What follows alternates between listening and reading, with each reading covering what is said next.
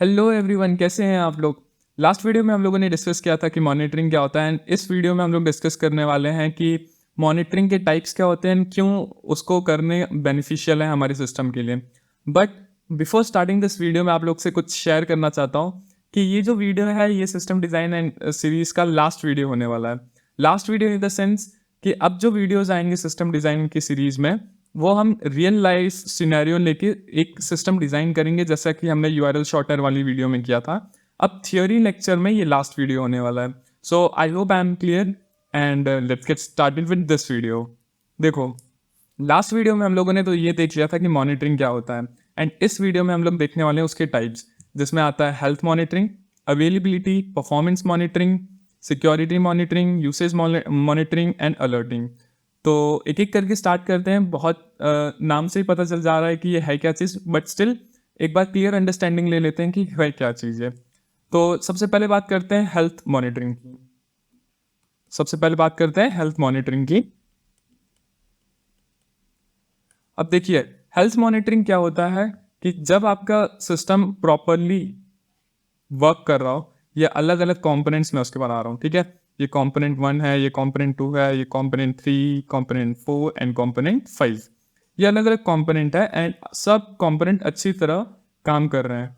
तो अगर आपका सिस्टम हेल्दी है यानी कि अगर वो हर रिक्वेस्ट को परफेक्टली हैंडल कर रहा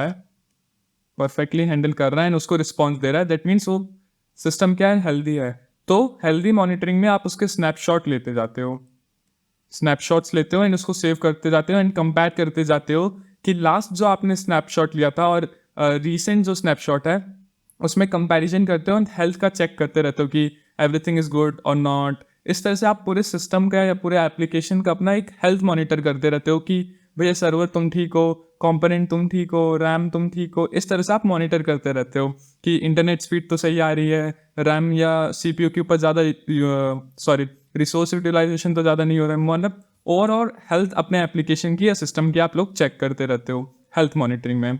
सो आई होप हम लोग हेल्थ मॉनिटरिंग समझ गए होंगे, तो इसको अब काट देते हैं। अब दूसरा आता है हमारे पास अवेलेबिलिटी मॉनिटरिंग।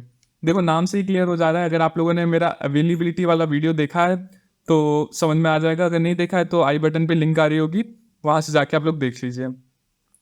अवेलेबिलिटी ये बताता है कि आपके सिस्टम्स अवेलेबल हैं कि नहीं है फॉर द यूजर्स। तो अवेलेबिलिटी मॉनिटरिंग में आप हमेशा ये मॉनिटर करते रहते हो, कि जो आपके सर्वर्स हैं, जो आपका सिस्टम है या एप्लीकेशन है, वो यूजर्स के लिए हमेशा अवेलेबल रहना चाहिए। क्या रहना चाहिए? अवेलेबल रहना चाहिए। मतलब अगर यूजर कुछ रिक्वेस्ट कर रहा है तो उसको रिस्पॉन्स मिलना चाहिए। ये होता है अवेलेबिलिटी मॉनिटरिंग में। रिक्वेस्ट किया तो उसको यहाँ पे रिस्पॉन्स, यहाँ पे रिक्वेस्ट किया तो उसको रिस्पॉन्स मिलना चाहिए। तो इस चीज़ की मॉनिटरिंग जब आप करते हो कि आपके सर्वर्स अवेलेबल हैं या नहीं। अब 24 घंटे आप थोड़ी ना सिस्टम पे बैठ के हर कुछ देर बाद चेक करोगे कि अच्छा रिस्पॉन्स तो आ रहा है, रिस्पॉन्स तो आ रहा है। इस तरह से आप चेक नहीं कर सकते। तो अवेलेबिलिटी मॉनिटरिंग आपको बता देगा कि जब भी अवेलेबिलिटी में कुछ इश्यू होगा या आपके सर्वर्स कुछ डाउन हो जाएंगे तो इसीलिए अवेलेबिलिटी मॉनिटरिंग एक बहुत अच्छी मॉनिटरिंग टेक्निक है अपने सर्वर्स को हमेशा अवेलेबल रखने के लिए फॉर योर यूजर्स। चलो, अब अवेलेबिलिटी मॉनिटरिंग भी हो गया। अब बात करते हैं परफॉर्मेंस मॉनिटरिंग की। परफॉर्मेंस वाला वीडियो भी अगर आप लोगों ने देखा होगा तो आपको क्लियर हो जाएगा, अगर नहीं देखा होगा तो आई बटन पे लिंक आ रही होगी, जाके प्लीज देख लीजिए। परफॉर्मेंस मॉनिटरिंग परफॉर्मेंस मॉनिटरिंग मतलब अगर आपके अलग अलग कंपोनेंट्स हैं, समझिए अलग अलग कंपोनेंट्स हैं और इसमें C1, C2, C3 मैं नाम दे दे रहा हूँ, C4। अब फॉर एन एग्जाम्पल ये जो दो कंपोनेंट्स है इनका परफॉर्मेंस कम हो गया है, इनका क्या हो गया, परफॉर्मेंस स्लो हो गया है ड्यू टू सम रीजंस इनका परफॉर्मेंस कम हो गया है। तो ये परफॉर्मेंस आप देख सकते हैं कि C1 का कैसा, C1 कंपोनेंट मतलब कि कंपोनेंट 1 का कैसा परफॉर्मेंस है, कंपोनेंट 2 का कैसा परफॉर्मेंस है। जैसे अगर C2 पे रीट्रा स्टॉर्म आ गया, रीट्रा स्टॉर्म एंटी पैटर्न हम लोगों ने देखा था एंटी पैटर्न वीडियो में। अगर आप लोगों ने नहीं देखा तो प्लीज़ जाके देख लीजिए। तो समझो C2 पे रीट्रा स्टॉर्म आ गया एंड इसके परफॉर्मेंस डिक्रीज हो गई, ये एंटी पैटर्न आ गया। तो इसकी वजह से आप ये मॉनिटर कर सकते हो कि कौन सा कंपोनेंट कौन से केसेस में, यूज़ केसेस में या कब कौन से टाइम पे उसकी परफॉर्मेंस कम हो जा रही है, उसके हिसाब से आप अपने सिस्टम को ऑप्टिमाइज कर सकते हो। Okay, I hope I am clear with this. Performance monitoring भी हो गया। अब बात करते हैं सिक्योरिटी मॉनिटरिंग की। सिक्योरिटी मॉनिटरिंग बेसिकली क्या होता है, ध्यान से देखते हैं। ये मॉनिटरिंग बहुत ज़्यादा इंपॉर्टेंट है अगर आप अपनी वेबसाइट को बहुत ज़्यादा सिक्योर्ड रखना चाहते हो तो। ये हमेशा आपके वेबसाइट की या सिस्टम की सिक्योरिटी को चेक करता रहता है। ये अगर आपका एप्लीकेशन है या फिर सिस्टम है, ये आपका एप्लीकेशन या फिर सिस्टम है, तो ये हमेशा क्या मैं मॉनिटर करता रहेगा सिक्योरिटी को। इसको कुछ भी उल्टा सीधा लगा, इसको कुछ भी उल्टा सीधा लगा कि भैया यहाँ पे मेरे को लग रहा है कि सिक्योरिटी ब्रीच हुई है। क्या हुई है? सिक्योरिटी ब्रीच हुई है। तो ये एक्शंस ले लेगा खुद से, जो भी आपने बताए होंगे कि अगर सिक्योरिटी ब्रीच हुई तो क्या क्या एक्शंस लेने हैं या क्या नहीं करने हैं, उस तरह से। तो और आपको चाहते हो कि सिक्योरिटी ब्रीच हो तो आपको सबसे पहले अलर्ट आ जाए। तो इस तरह से आप सिक्योरिटी मॉनिटरिंग भी अपने सिस्टम में कर सकते हो। अब सिक्योरिटी मॉनिटरिंग भी हमने डिस्कस कर लिया। अब आता है यूसेज मॉनिटरिंग में। यूसेज मॉनिटरिंग मतलब कि यूसेज मॉनिटरिंग मतलब कि आप ये देखते हो कि आपके सिस्टम या सर्वर या एप्लीकेशन कितने रिसोर्सेज को यूटिलाइज कर रहा है।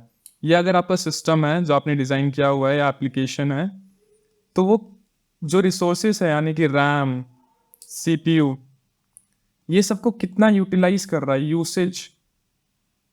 जैसे कि हम लोग डिजिटल वेलबींग का ऐप यूज़ करते हैं अपने मोबाइल फ़ोन में, ये चेक करने के लिए हम कौन सा ऐप कितनी देर यूज़ कर रहे हैं, हमारा रैम यूटिलाइजेशन कौन सा ऐप ज़्यादा कर रहा है, हमारा बैटरी कंजप्शन कौन सा ऐप ज़्यादा कर रहा है। तो उस तरह से आप इधर भी देख सकते हैं कि कौन सा कंपोनेंट आपका रैम ज़्यादा यूज़ कर रहा है, कौन सा कंपोनेंट कम रैम यूज़ कर रहा है, एंड इस तरह से आप पूरे अपने सिस्टम का यूसेज मॉनिटरिंग कर सकते हैं। ओके, अब नेक्स्ट पे आते हैं। यूसेज मॉनिटरिंग भी हमने देख लिया, अब आते हैं अलर्टिंग पे। अलर्टिंग इज नथिंग बट सबका मिक्सअप कि भैया मॉनिटरिंग तो आप कर रहे हो, मॉनिटरिंग तो आप कर रहे हो, लेकिन आप चाहते हो कि आप अपने हिसाब से सेट करके रखे हो कि अगर रैम 8 GB है और 8 GB में से अगर मेरा 60% रैम कंज्यूम होने लग जाए, 60% रैम कंज्यूम होने लग जाए तो आपको एक अलर्ट आ जाना चाहिए। तो आपको ये पता नहीं क्यों लैग कर रहा है, तो आपको क्या आ जाना चाहिए, एक अलर्ट आ जाना चाहिए। तो इस तरह का आप अलर्टिंग सिस्टम सेट कर सकते हैं। ये तो मैंने जस्ट एक एग्जाम्पल दिया है, ये वाला। एंड इस तरह से आप मॉनिटरिंग का यूज़ कर सकते हो। जैसा कि मैंने एक एग्जांपल दिया कि 8 GB में से अगर 60 GB रैम मेरा कंज्यूम होने लग जाए तो वो अलर्ट आ जाए। इसी तरह आप बहुत तरह की अलर्टिंग रख सकते हैं, जैसे कि 1000 यूजर्स से ज़्यादा आ रहे हैं तो अलर्ट आ जाए, या फिर आपका अवेलेबिलिटी कम हो गया है, सर्वर कोई डाउन हो गया है तो आपको अलर्ट आ जाए, या फिर परफॉर्मेंस कम हो गई है तो अलर्ट आ जाए। तो इस तरह की मॉनिटरिंग को अलर्ट मॉनिटरिंग बोलते हैं। ये बेसिकली उसी का एक टाइप है। एंड आई होप इस वीडियो से आपको ये क्लियर हो गया हो कि टाइप्स ऑफ मॉनिटरिंग क्या होती है। Types of monitoring. एंड इस तरह की वीडियोस के लिए please subscribe to the channel. Please इस वीडियो को लाइक करिए एंड जितना ज़्यादा हो सके उतना शेयर करिए। Thank you for watching.